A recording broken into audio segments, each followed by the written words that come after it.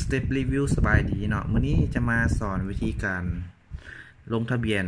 Huawei ID เนาะอยู่ในโทรศัพท์ Huawei เนาะก่อนอื่นหมดอันนั้นที่เราจะมาลงทะเบียนนี่เนาะเราต้องมี Gmail เนาะหรือว่าเมลที่ว่าเราสามารถเข้าไปเช็คเมลได้เนาะตอนนี้ได้ตั้งไว้แล้วเนาะแล้วอีกอย่างหนึ่งเนาะHuawei ID นี่ถ้าว่าตั้งเข้าไปแล้วถ้าสมมุติว่าลืมหั่นน่ะเนาะเวลาเรารีเซ็ตเครื่อง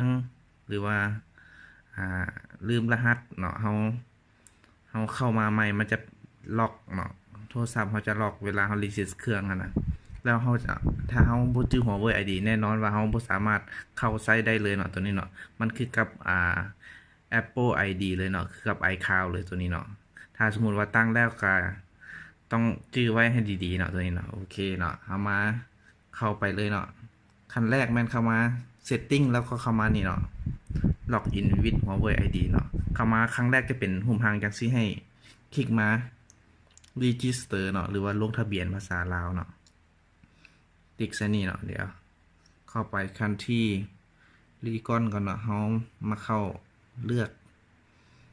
ลาวเนาะโอเคลาวหลังจากนั้นติ๊กแล้วก็ next เลยโอเคกด yes ไปเลยแล้วก็ agree ไปเลยเนาะแล้วมาฮอดตอนนี้เนาะเฮาต้องใส่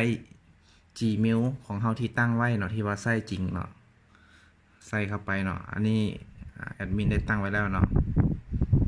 โอ้ย ID test เนาะ @g.com พาสเวิร์ดก็เป็นตั้งเป็นพาสเวิร์ดเฉพาะ Huawei ID เลยเนาะตัวนี้เนาะตัวนี้แอดมินจะใส่ Huawei ID @123เนาะทดสอบ Huawei ID @123โอเคหลังจากตั้งแล้วเนาะให้ next เลยตัวนี้ปึ๊บหลังจาก next เลยมันจะขึ้นหน้าจังซี่เนาะโอเคหลังจากขึ้นหน้าจังซี่แล้วเราคลิกใส่ verify เนาะคลิกใส่ไปเลยโอเคเนาะ have been verified แล้วเจ้ากลับออกมาแล้วมาเข้า Gmail เนาะ Gmail เพื่อเช็คเมลนี่เนาะเช็คเมลตัวนี้มันได้เข้าแล้วเนาะได้ล็อกอินเมลตัวนี้ไว้แล้วเนาะเมลที่ว่าเราตั้ง Huawei ID เนาะแล้วมันจะมีเมลตัวนี้มาเนาะ Huawei ID verify your Huawei ID email เนาะคลิกเข้ามานี่คลิกเข้ามาแล้วนี่เนาะจะมีมันจะเขียน verify เนาะเราจะคลิกซะนี่เลยโอเคเนาะคลิกเข้าไปหลังจากคลิกเข้าไปแล้วมันจะบอกว่า account activate เนาะหมายความว่าสามารถใช้ได้แล้วเนาะตอนนี้เนาะหลังจากฮอดขั้นตอนนี้หมายความว่า Huawei ID ของเจ้าได้ที่การติดตั้งแล้วก็ใช้ได้แล้วเนาะเจ้ากลับมาเข้าใหม่แล้วก็ใส่Huawei ID ที่เราตั้งไว้เนาะ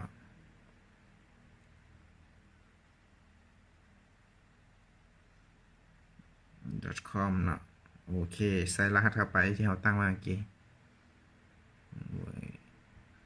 ID 123ล็อกอินฟืบแน่เนาะหมายความว่าHuawei ID account นี้ถูกติดตั้งแล้วเนาะถือว่าเสร็จสมบูรณ์เนาะหลังจากเขาล็อกอินตัวนี้แล้วเขาก็สามารถไปใช้ตัวอื่นได้เนาะสามารถเข้าไปโหลดเทมได้ปกติก่อนจะโหลดเทมต้องได้เนี่ยเนาะติดตั้ง Huawei ID ก่อนล็อกอินเข้าไปก่อนเนาะหลังจากเขาติดตั้ง Huawei ID แล้วก็สามารถโหลดเทมนี้ได้เนาะปกติเนาะโอเคเนาะสำหรับ Huawei ID ก็จบซ้ำนี้เนาะก็ให้ enjoy ในการลงทะเบียนแบบง่ายๆเด้อขอขอบใจ